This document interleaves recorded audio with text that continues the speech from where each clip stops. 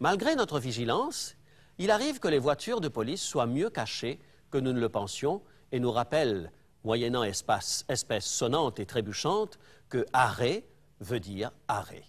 En d'autres mots, lorsque la Bible dit « destruction », ça veut dire destruction définitive et pas autre chose. Alors là, je vous vois bondir sur vos jambes pour me dire, Monsieur Élisée, je vous prends à votre propre piège. Si nous devons prendre la Bible à la lettre, feu éternel veut dire feu éternel et rien d'autre.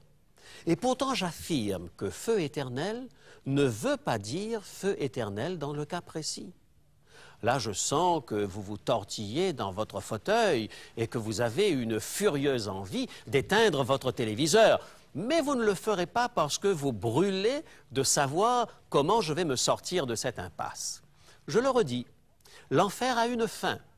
Un gros signal rouge marqué « arrêt ». Il finit avec la mort des méchants.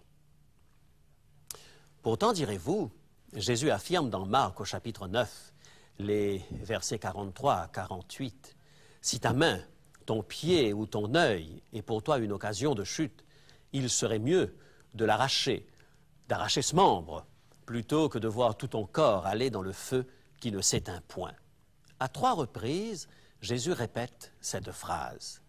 Pris hors de leur contexte, ces passages peuvent paraître troublants. Marc 9, versets 47, 48 dit, Évangile de Marc, chapitre 9, versets 47, 48. D'être jetés dans la géhenne où leur ver ne meurt point et où le feu ne s'éteint point. Est-ce le tourment éternel dans lequel le ver de la conscience ronge les damnés éternellement et le feu tourmente les perdus à tout jamais? Saviez-vous que Jésus cite ici des versets tirés du livre d'Ésaïe? Il se réfère à une scène que le prophète décrit dans son livre au chapitre 66 et le verset 24. Ésaïe, chapitre 66 et le verset 24.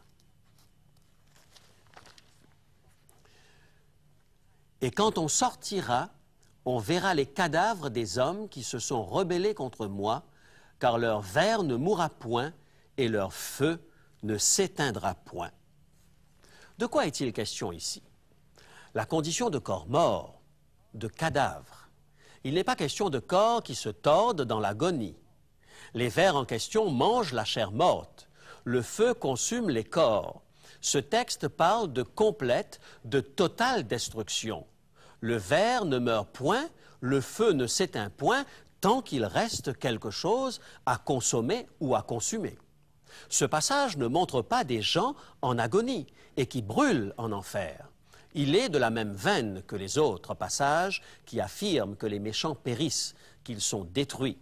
Cela demande une imagination débordante pour supposer que ce ver dévore l'intérieur d'une personne qui ne meurt pas, mais qui continue de souffrir pour l'éternité.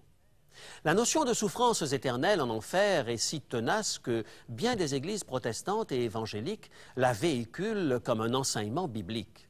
Ce n'est pas en répétant une erreur encore et encore qu'elle devient une vérité. Appuyons-nous sur la Bible et la Bible seule. Mais alors, direz-vous, et les pleurs et les grincements de dents? Jésus n'associe-t-il pas cette phrase à la punition éternelle? Ces deux expressions, pleurs et grincements de dents, et punition éternelle, sont effectivement dans la Bible. Jésus les a utilisées. En effet, il y aura des pleurs et des grincements de dents, une angoisse et une réelle horreur dans ce que Jésus appelle les ténèbres du dehors. Lorsque le Christ revient en gloire et que les méchants réalisent qu'ils sont perdus, leur angoisse sera insupportable. Cependant, Jésus ne dit pas que ces pleurs et ces grincements de dents seront éternels. La notion de destruction des méchants ne contredit pas celle de châtiment éternel. Et si le châtiment était éternel dans ses conséquences et non dans sa durée? Si quelqu'un est condamné à mort et qu'il n'existe pas de résurrection, s'il ne revient plus jamais à la vie, alors son châtiment sera éternel. Plusieurs textes bibliques viennent confirmer le fait que le feu éternel, le feu de l'enfer, aura pour résultat la destruction totale et éternelle. Écoutons ce que dit l'apôtre Pierre dans sa deuxième épître, le chapitre 2 et le verset 6. 2 Pierre, chapitre 2 et le verset 6. L'apôtre parle de Dieu qui réduit en cendres les villes de Sodome et de Gomorrhe, les donnant comme exemple aux impies à venir. Le destin de Sodome et Gomorrhe est ici un exemple du destin des méchants à la fin des temps. Ces villes brûlent-elles encore? Ces citoyens de ces villes sont-ils encore dans les tourments? Bien sûr que non. Mais peut-être pensez-vous que je fais dire à ce texte plus qu'il n'en dit.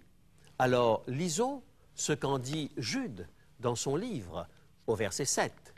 Jude, chapitre 1er, puisqu'il n'en existe qu'un, et le verset 7. Ici, l'écrivain nous dit que Sodome et Gomorrhe sont donnés en exemple, subissant la peine d'un feu éternel.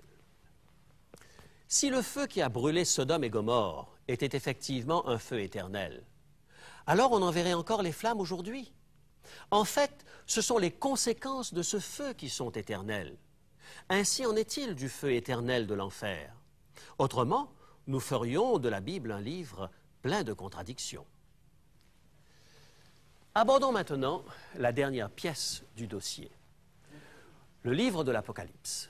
2 passages de l'Apocalypse parlent d'un lac de feu. Le chapitre 14 de l'Apocalypse décrit ceux qui adorent la bête comme étant tourmentés dans le feu et le soufre. Et il dit « Et la fumée de leur tourment monte au siècle des siècles ». Au chapitre 19, il est question d'une bête et d'un faux prophète et du démon qui sont tourmentés éternellement dans le lac de feu. Ces passages semblent démontrer l'existence d'un enfer et de souffrances éternelles. Mais il y a une chose que nous ne devrions pas oublier. Le livre de l'Apocalypse est un livre symbolique qui appartient à la littérature apocalyptique, un livre prophétique qui décrit des événements futurs avec de vives images symboliques.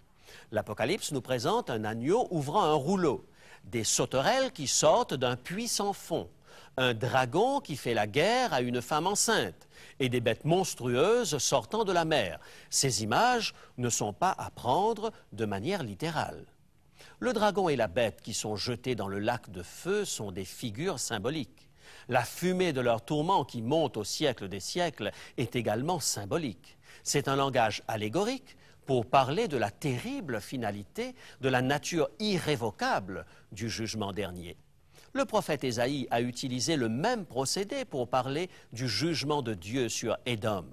Ésaïe, chapitre 34, les versets 9 et 10. « Sa terre sera comme de la poix qui brûle, dit-il. Elle ne s'éteindra ni jour ni nuit. La fumée s'en élèvera éternellement. » Or, la terre d'Édom, aujourd'hui, ne brûle plus. Ce feu éternel s'est éteint depuis très longtemps. Par ces mots, le prophète Ésaïe mettait l'emphase sur la destruction complète et définitive. Le jugement d'Édom serait irrévocable. Ainsi en est-il de l'expression biblique « étang de feu », une destruction totale et définitive. Le livre de l'Apocalypse, au chapitre 21, le verset 8, confirme que l'étang de feu et de soufre est la seconde mort. Mes amis, l'enfer a une fin. Les méchants seront détruits totalement et définitivement. C'est faire preuve d'une méconnaissance de la pensée hébraïque que d'imaginer une souffrance sans fin en enfer. C'est au prix d'une interprétation littérale des textes symboliques de l'Apocalypse et d'une interprétation symbolique des textes littéraux des évangiles que l'on peut étayer la doctrine des peines éternelles. C'est de l'exégèse à l'envers. Lorsque Jésus et Paul affirment clairement que les méchants périssent, qu'ils sont détruits, consumés, alors nous devons utiliser ces passages littéraux pour comprendre les images symboliques de l'Apocalypse, et non le contraire. Voilà pourquoi j'affirme que feu éternel ne veut pas dire feu éternel dans ce cas précis.